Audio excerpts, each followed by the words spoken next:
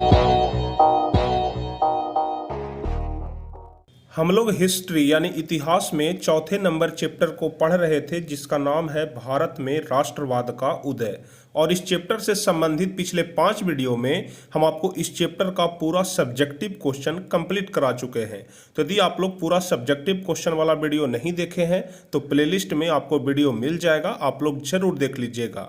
और आज के इस वीडियो में हम लोग इस चैप्टर का पूरा ऑब्जेक्टिव क्वेश्चन यानी कि महत्वपूर्ण वस्तुनिष्ठ प्रश्न देखेंगे, जो कि आपके परीक्षा के लिए बहुत ही ज़्यादा महत्वपूर्ण होगा।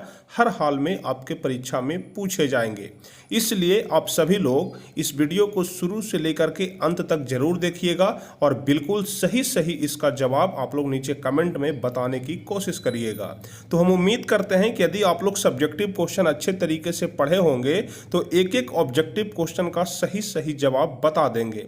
तो चलिए बिना समय गवाए हम शुरू करते हैं, लेकिन इसके पहले यदि आप लोग चैनल पर नए हैं तो चैनल को जरूर सब्सक्राइब कर लीजिएगा ताकि आगे के भी हर एक वीडियो का नोटिफिकेशन आपको मिल सके। तो सबसे पहले नंबर क्वेश्चन की ओर हम लोग बढ़ते हैं, जिसमें पूछा जा रहा है कि गद्दार पार्टी की स्थापना किसने और कितने ईस्वी में की, यानी कि कब की, जो कि बहुत ही ज्यादा महत्वपूर्ण क्वेश्चन है। यदि आप लोग इसका सही सही जवाब बताते हैं तो नीचे कमेंट जरूर करिएगा कि इसका कौन सा जवाब सही होगा। और जैसे ही हम प्रश्न पढ़ेंगे इसका जवाब आप लोग जल्दी से नीचे कमेंट में बताइए। तो बताइए गद्दार पार्टी की स्थापना कितने ईस्वी में हुआ था और किसने किया था। तो इसका सही जवाब हो जाएगा कि गद्दार पार्टी की स्थापना लाला हरदयाल के द्वारा 1913 ईस्वी में हुआ था। तो पहला का सी नंबर ऑप्शन सही हो जाएगा। अब चलिए हम लोग दूसरा नंबर क्वेश्चन देखेंगे कि जलियांवाला बाग हत्याकांड कब हुआ था।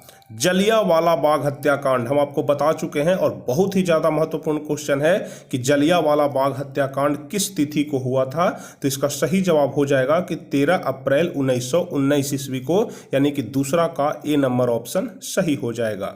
जो भी स्टूडेंट अभी तक जीके सागर चैनल को सब्सक्राइब नहीं किए हैं तो 10th क्लास का जीके पढ़ने के लिए आप लोग नीचे डिस्क्रिप्शन में या फिर कमेंट में लिंक दिया हुआ है, उस लिंक पर क्लिक करने के साथ ही आप लोग जीके सागर चैनल पर आ जाइएगा और यहाँ से आप लोग चैनल को जरूर सब्सक्राइब कर लीजिएगा। और डेली 6 बजे क्लास चलता है 20 क्वेश्चन का जीके का, उसे आप लोग जरूर अटेंड करिएगा। चलिए अब हम लोग तीसरे नंबर क्वेश्चन की ओर बढ़ते हैं, जिसमें पूछ रहा है कि लखनऊ समझौता किस वर्ष हुआ। लखनऊ समझौता किस वर्ष हुआ बताइए, बहुत ही ज्यादा महत्वपूर्ण क्वेश्चन है। तो तीसरा का सही जवाब हो जाएगा कि लखनऊ समझौता 1916 ईस्वी में हुआ, यानी कि तीसरा का ए नंबर ऑप्शन सही हो जाएगा। चलिए चौथा नंबर क्वेश्चन कह रहा है कि असहयोग आंदोलन का प्रस्ताव कांग्रेस के किस अधिवेशन में पारित हुआ। असहयोग आंदोलन का प्रस्ताव कांग्रेस के किस अधिवेशन में पारित हुआ था। तो इसका सही जवाब हो जाएगा कि सितंबर 1920 के कलकत्ता अधिवेशन में। चौथा का ए नंबर ऑप्शन सही हो जाएगा। जल्दी जल्दी से आप सभी लोग इस वीडियो को लाइक कर दीजिए ताकि ज़्यादा से ज़्यादा स्टूडेंट हमारे साथ जुड़ सकें और यह पता चल सके कि कितने लोग हमारे इस लाइव चैट में जुड़े हुए हैं और कितने लोग सही जवाब बता रहे हैं। तो जल्दी से आप सभी लोग वीडियो को लाइक कर दीजिए। चलिए पांचवा नंबर क्वेश्चन कह रहा है कि भारत में खिलाफत आंदोलन कब और किस देश के शासक समर्थन में शुरू हुआ, जो कि बहुत ही ज्यादा महत्वपूर्ण क्वेश्चन है कि भारत में खिलाफत आंदोलन कब शुरू हुआ और किस देश के समर्थन से शुरू हुआ। तो आप सभी लोग जानते हैं कि जब तुर्की का खलीफा पद बर्बाद हो गया था, जब तुर्की को अंग्रेजों ने हरा दिया था, उसके बाद से ही खिलाफत आंदोलन शुरू हुआ था 1920 ईस्वी में तुर्की के द्वारा। ठीक है, 1920 ईस्वी में तुर्की के शासक के समर्थन के बदौलत ही भारत में खिलाफत आंदोलन शुरू हुआ था। अब चलिए छठा नंबर क्वेश्चन कह रहा है कि सविनय अवज्ञा आंदोलन कब और किस यात्रा से शुरू हुआ। सविनय अवज्ञा आंदोलन, तो आप सभी लोग जानते हैं कि सविनय अवज्ञा आंदोलन 1930 ईस्वी दांडी मार्च से शुरू हुआ था, यानी छठा का सी नंबर ऑप्शन सही होगा। चलिए सातवां नंबर क्वेश्चन कह रहा है कि पूर्ण स्वराज की मांग का प्रस्ताव कांग्रेस के किस वार्षिक अधिवेशन में पारित हुआ। पूर्ण स्वराज की मांग का प्रस्ताव कांग्रेस के किस वार्षिक अधिवेशन में पारित हुआ। तो 1929 ईस्वी के लाहौर अधिवेशन में। सातवां का ए नंबर ऑप्शन सही होगा। चलिए आठवां नंबर क्वेश्चन बताइए कि राष्ट्रीय स्वयंसेवक संघ की स्थापना कब और किसने की। राष्ट्रीय स्वयंसेवक संघ की स्थापना कब और किसने की। तो इसका सही जवाब हो जाएगा कि 1925 ईस्वी में केबी हेडगेवार ने। ठीक है, 1925 ईस्वी में केबी हेडगेवार ने, यानी कि बी नंबर ऑप्शन सही होगा। चलिए 9वां नंबर क्वेश्चन कह रहा है कि सरदार वल्लभ भाई पटेल को सरदार की उपाधि किस किसान आंदोलन के दौरान दी गई थी। यह वाला क्वेश्चन बहुत बार पूछा भी जा चुका है, इसलिए आपके लिए वेरी वेरी इंपॉर्टेंट है कि वल्लभ भाई पटेल को सरदार की उपाधि किस किसान आंदोलन के दौरान दी गई। तो बारदौली किसान आंदोलन, ध्यान रखिएगा, ए नंबर ऑप्शन सही होगा। चलिए 10वां नंबर क्वेश्चन कह रहा है कि रंपा विद्रोह कब हुआ। यह वाला क्वेश्चन भी बहुत ज्यादा महत्वपूर्ण है कि रंपा विद्रोह कब हुआ था। तो इसका सही जवाब हो जाएगा रंपा विद्रोह 1916 ईस्वी को हुआ। अब चलिए 11 नंबर क्वेश्चन कह रहा है कि वेदों की ओर लौटो का नारा किसने दिया था। वेदों की ओर लौटो का नारा किसने दिया था। तो आप सभी लोग जानते हैं कि वेदों की ओर लौटो का नारा दिया था स्वामी दयानंद सरस्वती ने, यानी कि 11 का डी नंबर ऑप्शन सही होगा। चलिए 12 नंबर क्वेश्चन कह रहा है कि किसने 1920 ईस्वी में ताशकंद में भारतीय कम्युनिस्ट पार्टी का गठन किया। यानी कि वह कौन था जिसने 1920 ईस्वी में ताशकंद में भारतीय कम्युनिस्ट पार्टी का गठन किया। तो 12 का सही जवाब हो जाएगा M.N. राय, यानी कि 12 का डी नंबर ऑप्शन सही होगा। चलिए 13 नंबर क्वेश्चन कह रहा है कि अली मुसालियार ने किस विद्रोह का नेतृत्व किया। अली मुसालियार ने किस विद्रोह का नेतृत्व किया। तो 13 का सही जवाब हो जाएगा मोपला विद्रोह। मोपला विद्रोह के बारे में हम आपको बता चुके हैं, तो 13 का बी नंबर ऑप्शन सही होगा। चलिए 14 नंबर क्वेश्चन कह रहा है कि निम्न में से किसे सीमांत गांधी या बादशाह खान कहा जाता है। यानी कि यहाँ पर जो 4 नाम दिया गया है, इनमें से किसको सीमांत गांधी या बादशाह खान कहा जाता है। तो इसका सही जवाब हो जाएगा खान अब्दुल गफ्फार खान, यानी कि खान अब्दुल गफ्फार खान को ही सीमांत गांधी या फिर बादशाह खान कहा जाता है। चलिए 15 नंबर क्वेश्चन कह रहा है कि चंपारण विद्रोह कब हुआ, जिसको कि आप लोग चंपारण सत्याग्रह भी बोलते हैं। तो जल्दी से बताइए 15 नंबर क्वेश्चन कौन सा जवाब सही होगा।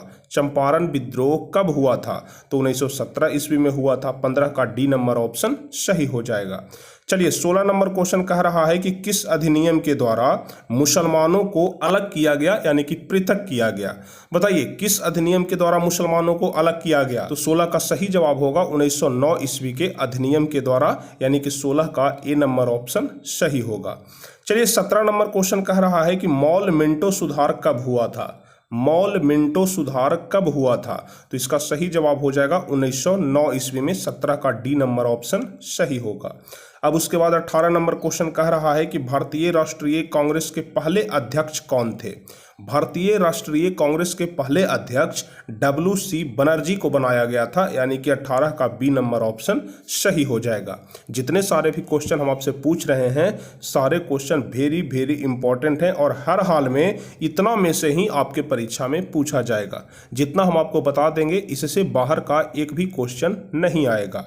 चलिए अगला नंबर क्वेश्चन कह रहा है कि भारतीय राष्ट्रीय कांग्रेस की स्थापना किसने की, यानी कि कौन थे जो भारतीय राष्ट्रीय कांग्रेस की स्थापना किए थे। तो कौन थे। A.O. ह्यूम थे, यानी कि 19 का ए नंबर ऑप्शन सही हो जाएगा। चलिए 20वां नंबर क्वेश्चन कह रहा है कि फॉरवर्ड ब्लॉक की स्थापना किसने की। फॉरवर्ड ब्लॉक की स्थापना किसने की। तो ध्यान रखिएगा फॉरवर्ड ब्लॉक की स्थापना सुभाष चंद्र बोस किए थे, यानी कि 20 का बी नंबर ऑप्शन सही हो जाएगा। अब उसके बाद 21वां नंबर है कि किस वर्ष साइमन कमीशन भारत आया था। किस वर्ष साइमन कमीशन भारत आया था। तो 1928 ईस्वी में साइमन कमीशन भारत आया था, इसलिए 21 का डी नंबर ऑप्शन सही हो जाएगा। अब 22वां नंबर क्वेश्चन पूछ रहा है कि अखिल भारतीय किसान सभा का गठन किस वर्ष हुआ था। अखिल भारतीय किसान सभा का गठन किस वर्ष हुआ था। तो 1936 ईस्वी में हुआ था। 22 का डी नंबर ऑप्शन सही हो जाएगा। चलिए 23वां नंबर क्वेश्चन है कि टीपू सुल्तान कहाँ के शासक थे। टीपू सुल्तान कहाँ के शासक थे। तो 23 का सही जवाब हो जाएगा कि टीपू सुल्तान मैसूर के शासक थे, यानी कि 23 का ए नंबर ऑप्शन सही हो जाएगा। चलिए 24 नंबर क्वेश्चन कह रहा है कि सिखों के 10वें और अंतिम गुरु श्री गुरु गोविंद सिंह का जन्म बिहार के किस नगर में हुआ था। यानी कि आपसे पूछा जा रहा है कि जो सीखे के 10वें गुरु थे और सबसे अंतिम गुरु थे, जिनका नाम था गुरु गोविंद सिंह, उनका जन्म बिहार के किस नगर में हुआ था। तो आप सभी लोग जानते हैं, संस्कृत में भी पढ़ चुके हैं कि पटना में हुआ था, इसलिए 24 का सी नंबर ऑप्शन सही होगा। चलिए 25वां नंबर क्वेश्चन है कि ब्रह्म समाज की स्थापना किसने की। यानी कि ब्रह्म समाज की स्थापना कौन किए थे। तो आप सभी लोग जानते हैं कि ब्रह्म समाज की स्थापना राजा राम मोहन राय किए थे, यानी कि 25 का ए नंबर ऑप्शन सही होगा। अब 26 नंबर क्वेश्चन कह रहा है कि गांधी जी ने साबरमती आश्रम की स्थापना किस वर्ष की? बताइए, गांधी जी ने साबरमती आश्रम की स्थापना किस वर्ष की? तो 1915 ईस्वी में। 26 का सी नंबर ऑप्शन सही जवाब हो जाएगा। लेकिन कभी कभी और कहीं कहीं पर 1916 ईस्वी भी दिया हुआ रहता है, तो 1915 ईस्वी अगर है तो 1915 ईस्वी ही आप लोग सही मारेंगे। अगर 1915 ईस्वी ऑप्शन में नहीं है तो फिर आप लोग 1916 ईस्वी की तरफ जाएंगे। ठीक है, तो 26 का सी नंबर ऑप्शन सही होगा। चलिए 27वां नंबर क्वेश्चन है कि भारतीय राष्ट्रीय कांग्रेस की स्थापना कब हुई? भारतीय राष्ट्रीय कांग्रेस की स्थापना कब हुई? तो 1885 ईस्वी में हुई। 27 का ए नंबर ऑप्शन सही होगा। चलिए अब 28वां नंबर क्वेश्चन है कि सिपाही विद्रोह कब हुआ था? सिपाही विद्रोह कब हुआ था? तो आप सभी लोग जानते हैं, बहुत ही ज़्यादा आसान है लेकिन बहुत ही ज़्यादा महत्वपूर्ण क्वेश्चन है कि सिपाही विद्रोह 1857 ईस्वी में हुआ था, इसलिए 28 का बी नंबर ऑप्शन सही होगा। अब 29 नंबर क्वेश्चन है कि भारतीय राष्ट्रवाद के उदय का सबसे प्रमुख कारण क्या था? यानी कि भारत में जो राष्ट्रवाद का उदय हुआ उसका सबसे प्रमुख कारण क्या था? तो आप सभी लोग जानते हैं कि अंग्रेजी शासन के विरुद्ध असंतोष था, यानी कि अंग्रेजी शासन से लोग संतोष नहीं थे, संतुष्ट नहीं थे, इसलिए इसका ए नंबर ऑप्शन सही होगा कि भारतीय राष्ट्रवाद के उदय का सबसे प्रमुख कारण था अंग्रेजी शासन के विरुद्ध असंतोष। अब उसके बाद 30वां नंबर क्वेश्चन है कि फूट डालो और राज करो की नीति किसने अपनाई थी? हम आपको बताए थे कि अंग्रेजों के पास बहुत सारा हथियार था, लेकिन उसमें जो सबसे ज़्यादा तगड़ा हथियार था वह था फूट डालो और राज करो, यानी कि फूट डाल दो और शासन कर लो, यानी कि लोगों के बीच हिंदू मुस्लिम में फूट डाल दो और शासन कर लो। यही उनका सबसे ज़बरदस्त हथियार था और इसी हथियार के बदौलत, इसी नीति के बदौलत वह भारत में बहुत दिनों तक शासन किए। तो बताइए, फूट डालो और राज करो की नीति किसने अपनाई थी? तो अंग्रेजों ने अपनाई थी। 30 का ए नंबर ऑप्शन सही होगा। अब 31 नंबर क्वेश्चन है कि सिपाही विद्रोह कब हुआ था? सिपाही विद्रोह कब हुआ था? तो अभी हम आपको ऊपर में बताए कि सिपाही विद्रोह 1857 ईस्वी में हुआ था, इसलिए 31 का बी नंबर ऑप्शन सही होगा। अब 32 नंबर क्वेश्चन है कि रॉलेट कानून किस उद्देश्य से बनाया गया? हम आपको रॉलेट एक्ट के बारे में बताए थे, तो बताइए रॉलेट कानून किस उद्देश्य से बनाया गया था? आप लोगों को हम बताए थे कि जब आंदोलनकारी बहुत ज़्यादा अपनी आंदोलन को तेज कर दिए तो उस पर अंकुश लगाने के लिए एक ऐसा कानून बना दिया गया था कि जिस पर शक हो उसको गिरफ्तार कर लो। ठीक है, शक या संदेह के आधार पर किसी को भी गिरफ्तार करने वाला कानून ही रॉलेट एक्ट कहलाता है। तो कह रहा है कि रॉलेट एक्ट कानून किस उद्देश्य से बनाया गया? तो क्रांतिकारी गतिविधियों पर अंकुश लगाने के लिए। 32 का डी नंबर ऑप्शन सही होगा। अब उसके बाद 33 नंबर क्वेश्चन है कि गांधी जी को महात्मा की उपाधि किसने दी थी? गांधी जी को महात्मा की उपाधि किसने दी थी? तो महात्मा की उपाधि रविंद्रनाथ टैगोर ने दिया था, यानी कि 33 का सी नंबर ऑप्शन सही हो जाएगा। अब चलिए 34 नंबर क्वेश्चन कह रहा है कि चौरी चौरा वर्तमान भारत के किस राज्य में स्थित है? हम आपको बताए थे कि चौरी चौरा गोरखपुर में है और गोरखपुर फिलहाल कहाँ है? तो उत्तर प्रदेश में है, इसलिए 34 का सी नंबर ऑप्शन सही हो जाएगा। अब 35 नंबर क्वेश्चन कह रहा है कि महात्मा गांधी अपना राजनीतिक गुरु किसे मानते थे? महात्मा गांधी अपना राजनीतिक गुरु किसे मानते थे?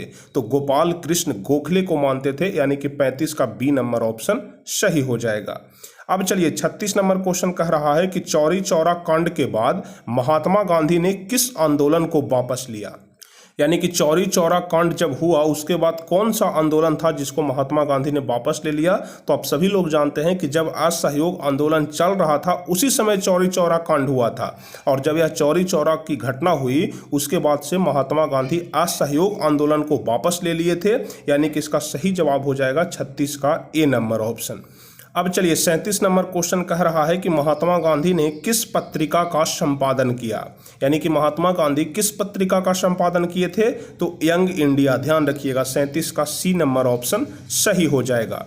तो कुल मिलाकर के इस चैप्टर में 37 क्वेश्चन हम आपको बताए जो कि आपके परीक्षा के व्यू से बहुत ही ज़्यादा महत्वपूर्ण है, बहुत ही ज़्यादा इंपॉर्टेंट है, वेरी वेरी इंपॉर्टेंट है। तो यदि आप लोग 37 में से 35 का सही जवाब बता रहे हैं तो इसका मतलब है कि आप लोग सब्जेक्टिव क्वेश्चन क्वेश्चन बहुत ही अच्छे तरीके से पढ़े हैं, लेकिन अगर 35 से नीचे जा रहा है तो समझिए कि आपको सब्जेक्टिव क्वेश्चन और अच्छे तरीके से पढ़ना चाहिए, क्योंकि जब तक सब्जेक्टिव क्वेश्चन कंप्लीट नहीं होगा ऑब्जेक्टिव कभी भी नहीं बनेगा।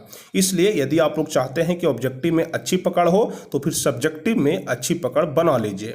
तो चलिए, उम्मीद करते हैं कि आज का यह क्लास आपको बहुत ही ज़्यादा अच्छा लगा होगा, बहुत ही ज़बरदस्त लगा होगा, और इसी के साथ आपका हिस्ट्री का चौथा चैप्टर समाप्त हो गया। तो चलिए जल्दी से आप लोग इस वीडियो को लाइक कर दीजिए, अपने दोस्तों के बीच अपने ग्रुप्स में शेयर कर दीजिए, और जो भी स्टूडेंट चैनल पर नए हैं तो चैनल को जरूर सब्सक्राइब कर लीजिए ताकि आगे के भी हर एक वीडियो का नोटिफिकेशन आपको मिल सके। तो चलिए फिर मिलते हैं अगले क्लास में, और जल्दी से आप लोग डिस्क्रिप्शन में जाइए और जीके सागर चैनल को सब्सक्राइब कर लीजिए। तो चलिए तब तक के लिए जय हिंद, धन्यवाद।